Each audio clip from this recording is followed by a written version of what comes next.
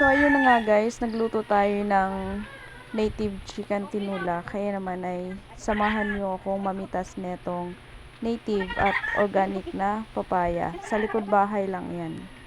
And medyo umuulan pa ng time na yan. So, ayan, nakakuha tayo ng 2 piraso. Tara at magluto. And naalala ko pala, kailangan ng tanglad. So, ayan. Kuha muna tayo ng tanglad. Nasa ano lang din yan. Sa bakuran lang din natin yan. So, yan yung ating mga spices. So, ayan guys. Pinagsasabay na natin ilagay yung ating native chicken. Meron tayo dyan